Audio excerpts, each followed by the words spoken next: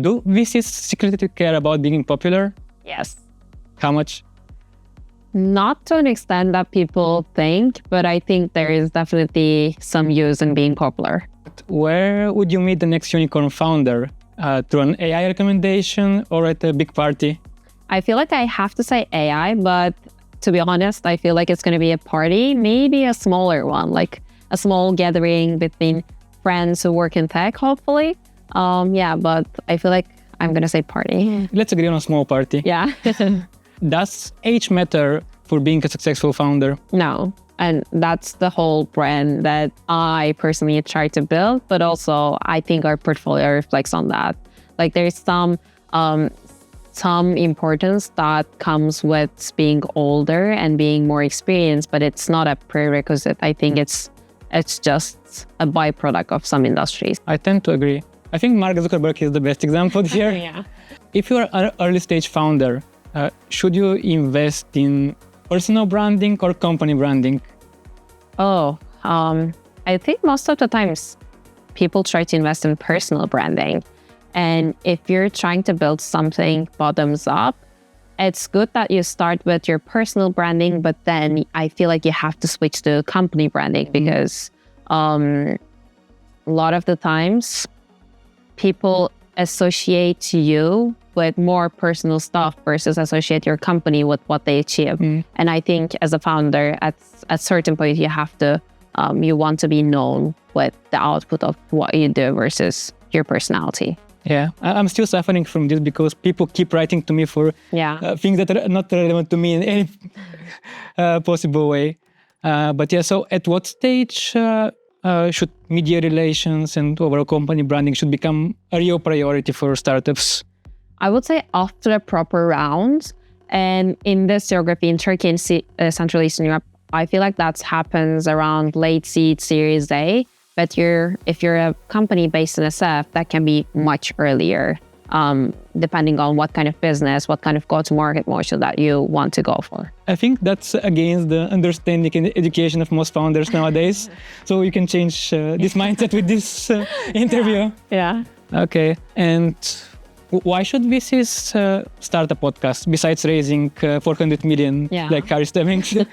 No, I think it's a great example, both in terms of visibility, like creating a visibility for people who wouldn't know about you in the first place, but also connecting with the people who are maybe above your social capital, like connecting with great investors, connecting with great founders that you wouldn't able to invest in their company and being affiliated with them. I think it creates this like flywheel of you then being able to invest in them at a certain point. Mm-hmm. Yeah, so it's all about building the relationship. Yeah. Okay, and what's one big major global problem that you want to see AI founders try to solve in the next 3-5 years? I think about this question a lot. Hopefully it's going to be on health tech and diagnostics because till this point, I think most of the AI use cases were predominantly, and besides ChatGPT, predominantly on the enterprise use cases because there's a lot of money in enterprise. But I feel like we need to stick the technology and consumer side of things a bit more heavily moving forward, both with robotics, both with software things, and hopefully in the sectors that matter to humankind, like education, like healthcare. So either one of them, it's good for me. Yeah, I'm still waiting for a really big edtech unicorn. Yeah, it's hard. It's been done. It's been done by by our portfolio founders, like Bayram Bali. He is the co-founder of Udemy, which is like a IPO company, huge company, edtech company. So it can be done. Obviously, it's hard, but it can be done. Mm-hmm. Okay, I hope you invest in the next one. And you meet them in Bulgaria. Yeah, why not? The E2VC team is quite active on social media, podcasts. You're probably the most visible VC in the whole emerging Europe region. I have a few questions here.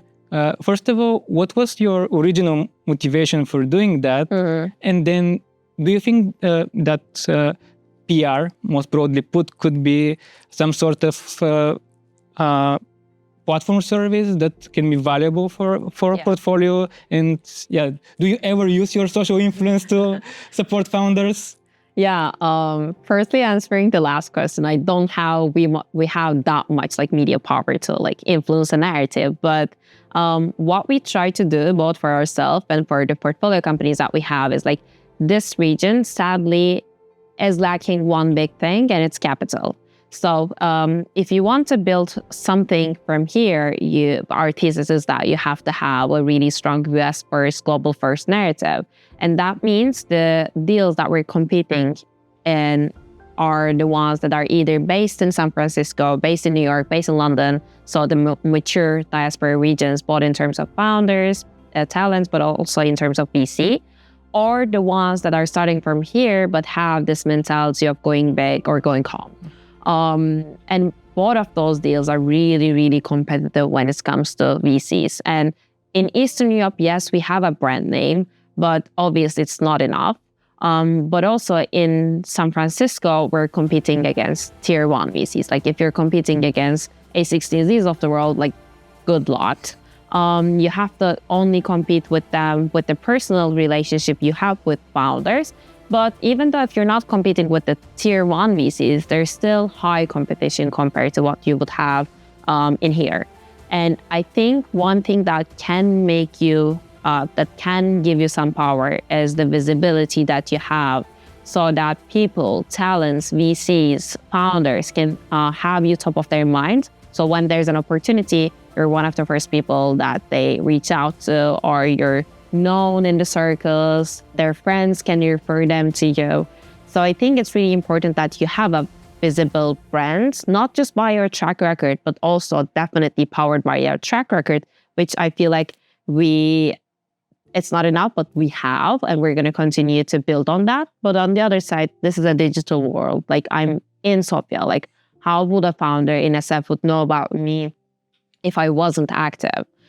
So yeah, I think from a VC perspective, we try to build visibility, and we see that it powers our deal flow and right to win access. On the founder side, I think it's less important what we can offer, because most of the times we don't see ourselves as an operational VC. We see ourselves as a connecting the dots persona. So enabling founders to meet with whatever or whoever they want to meet with, whether that's investors, that's great talent, industry experts, angels, whatever. And with that, we can hopefully connect them with media, people who are influential as angels for them to invest in the company, or for partners so they can work on go-to-market, or for media institutions that eventually help them get their O1, like in their O1 processes. But it's not the main thing that we offer. The main thing that we offer is that we're going to be by your side no matter what.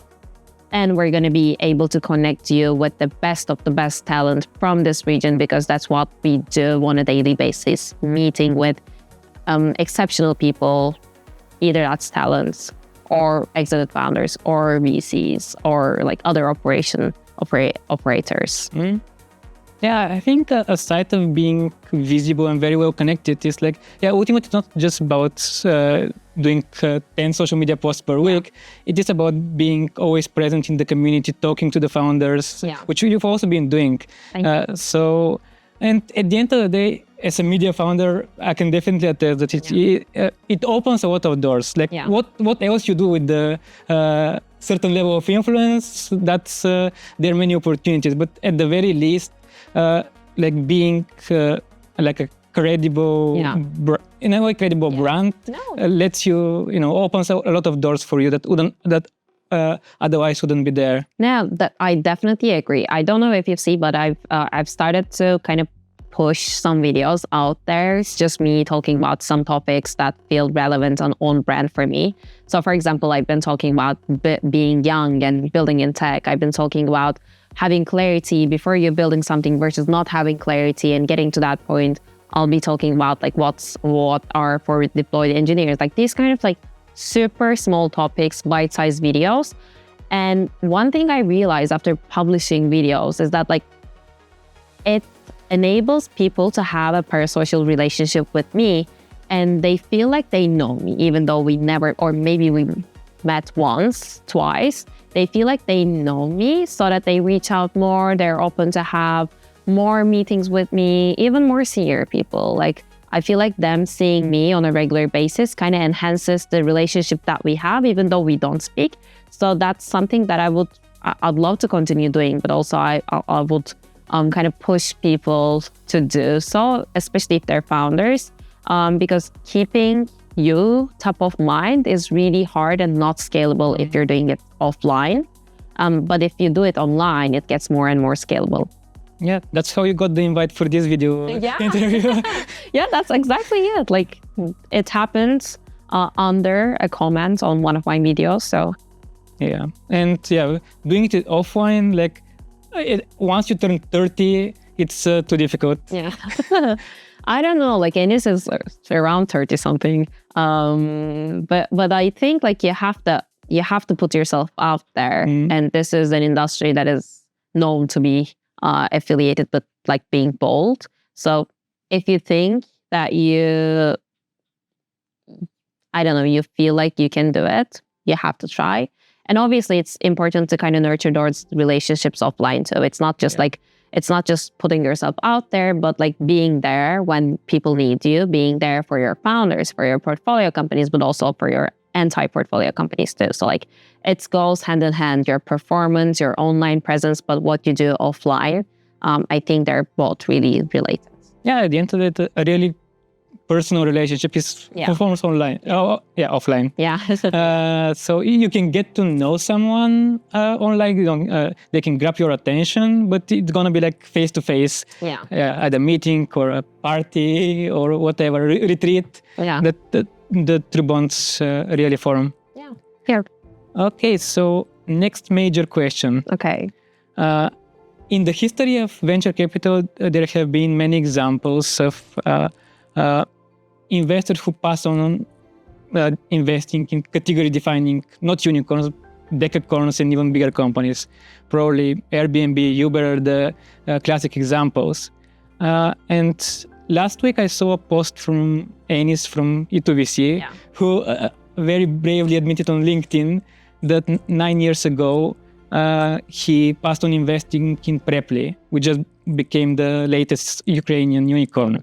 Because he saw something along the lines that back then we thought it wasn't a really big market, and nowadays we realize that everything that matters is founder conviction. My question to you is there a way to actually recognize a founder who has a strong and correct conviction versus someone who is just delusional and wrong? Yeah.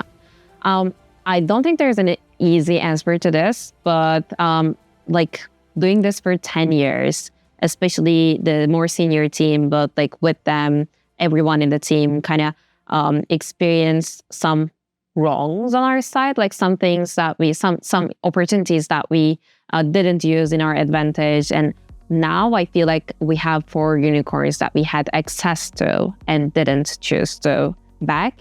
By the way, we backed 5 unicorns in total, so that's not still bad, but like 9 will see better. And there are even more that we didn't even have access to, but they were from the region. So I think there's like this like learning loop. But if your decisions are coming from somewhere that is validated, they're not wrongs, they're just learning opportunities. For your question, I think this is an industry, like I said, built on being contrarian and like being an outlier, and you cannot do everything the same with what you were doing 10 years ago and expect different outcomes. You have to do something different. And for founders, for investors to see that in founders, I think there needs to be 2 important elements. One is having a non-linear background. Like, obviously, you have to be an overachiever in whatever you do, whether that's the university that you go to, whether that's the first job you have, whether you doing like Olympics and like in high school, whatever. But having this non-linear background no matter how young or how old you are, is, I think, definitely a tell when it comes to building a category-defining company, because chances are you haven't built a prior category-defining company, and what investors can see in you is, okay, like this person, this was an opportunity that everyone could see, but he made a bold move by doing X over Y, which Y being the linear option, and then created something magical, something big. I don't know, like someone starting a job in high school, someone having born and raised in a small city and then going into one of the top universities and in the States. Like, those are not easy things, and you shouldn't be judging while you're there, but also judging how you get there. And that's the part, like how you get there is the part that kind of shows you the non-linear versus linear progress that you had with your career or your school, whatever.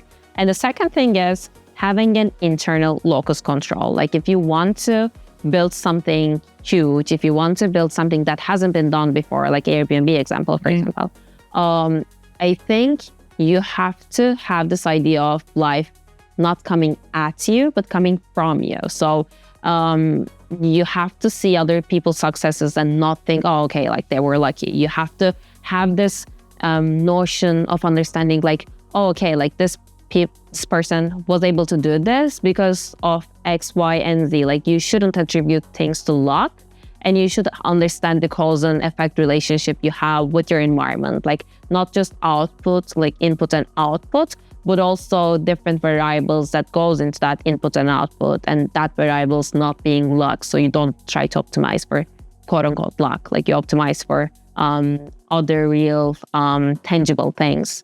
So I think internal locus control is one of the important attributes a founder can have, alongside with having a non-linear trajectory of like professional or educational or personal life when it comes to building something like contrarian, big, and category defining. Yeah. I think the whole topic of conviction, like ultimately this is, I would say, the most important thing. Yeah. So like a couple of years ago, I was chatting with Bogomil Balkansky, who is partner at Sequoia, probably the most successful Bulgarian in Silicon Valley. Yeah. And he was talking about how he wants to invest in iconoclastic founders. Mm-hmm. And ultimately, those are the people who like really have really strong internal motivation to challenge the status quo. They were probably people who are not very happy in life, and probably not the most popular kids in school. Mm-hmm. And as in art, like the best art doesn't come from a place where you are happy. It comes from some sort of conflict you have with the world. Yeah. And it ultimately ties into like, motivation. Are you going to do this no matter what? Like, are you going to, continue pushing 10 years, even if like all the trends are against you? Mm-hmm. This whole topic of conviction, we can probably talk for hours and hours. Yeah. Like internally, we're talking about, is it having high standards, or is it like being unhappy with everything surrounding you and always like trying to achieve more? Like this dilemma between trying to achieve more, trying to be really ambitious. Where does it come from? How does it show? This is a huge topic, obviously, for our industry. It's one of the big tells if someone is going to build something big or going to settle for like 50 million acquisition. And this goes into also culture, because like nowadays, whenever I'm trying to hire someone for our team, like ambition is probably the number one thing I'm looking for. Mm-hmm. Like you can learn a lot of things along the way, but like this drive and ambition, it's like what's gonna push you to actually persist and to learn. Yeah, right. Okay, so one more question. Because we are storytellers, I just have to ask you, if you are to pitch Central Eastern Europe, Turkey, emerging Europe, however you want to call the region, to an LP in the US or UK, what's the story you'd like them to remember? So imagine you are in an elevator with Larry Ellison. Yeah. What do you tell him? I think what we do differently from other funds or based in UK, US, whatever, is that, first of all, the funds are not that big, so you cannot really play the management fee game. That's a big point, I think. But also, I think because we're active in the regions, because we're always traveling, because we're always trying to build connections and bridges across these regions, whether that's Turkey, Eastern Europe, US, UK, I think we have access to earlier opportunities they would see in Series A, but we do see it's like idea stage, pre-seed stage, seed stage, and we're in the risk profile of making that calls, because I feel like our biggest belief is that this is a super risky and hopefully appropriately returnable industry. So I think one thing that they need to be aware of is that like we will see those opportunities earlier than they do, because the whole idea is to make them help them go to the US or in US, help them meet with the talent here. So yeah, I think there's like this relationship between talents, early stage access, and also having a good coverage of the regions is what we offer. Okay. And because you mentioned what you do, it's something very risky. Yeah. I just have to ask you, how did you get into venture capital, you personally? Yeah. I was a really curious kid, both in terms of sciences and like I was doing robotics in high school. I was working for physics competitions, but for some reason, I think it was a rebellious case. I decided to study business and economics in university. And while doing that, I was like, okay, you're going to keep a fresh mind to everything. So you're going to try a lot of different things. That meant like interning in consulting companies, working for big corporations in finance, or working for startups, which I loved working with startups because I love working in small teams where you can have a lot of like responsibility, accountability, but also effect as well. And those are the best learning opportunities, I think, especially early in your career where you don't know what you like to do. Having a lot of responsibility and trying to achieve more and more each and every day is the best opportunity. So I love the startup ecosystem. I had some VC friends, so I knew about the ecosystem in Turkey too. And I wanted to do something not local. And sadly, I wasn't in gaming, which in Turkey is like, it's a big market. So yeah, I met with Enis and I think like we clicked. I think it's a really funny story. Even the interview we had, like, I remember after the interview feeling like this was a really weird, in a good way, interview, because they were so, you could see that it was a really horizontal company, the way that they treated you. So yeah, I met with them and it's been 2.5 years. So I had the whole journey. I was an intern for them, then I became an analyst, I became an associate. So like, yeah, I feel like I spent more than 2 or 3 years at this point because of the pace and the things that we try to do. But yeah, this is my story, I guess. Yeah, I saw on LinkedIn that you got promoted from a VC to a cooler VC. Yeah. I'm curious about the next title. I'm debating like if it's the coolest VC. Yeah, like I think I'm gonna do the coolest, and then maybe partner like now. But like there's long way there. I have a lot more to learn. But yeah, a year or two. Like no, I think it's gonna be a longer. But like the coolest VC was like a joke that I have, because like obviously, if you're an analyst, if you're an associate, if you're someone working as a junior person in any job, not just in VC, it's hard to be taken seriously, especially by really like accomplished people sometimes I don't know, people who've been in the industry for many, many years, not just founders, but also investors. So I don't want to like push myself out there with the title I have. I want to be present as Dilan and like whatever that brings out in people. So yeah, that's why I didn't want to push like, okay, like I'm this now and I'm going to be this in 2 years and 5 years, like whatever. So yeah, that's why I put Cooler VC, but I had a lot of questions being asked about that. Like I had a couple people putting Cooler VC as the title when I'm speaking at the panel or something like that, which is like, oh my God, I don't want to see in print. Like it's too cringe. Okay, when I go to Web Summit next, I'm gonna be looking for the coolest VC, and I will know it's gonna be you. Thank you.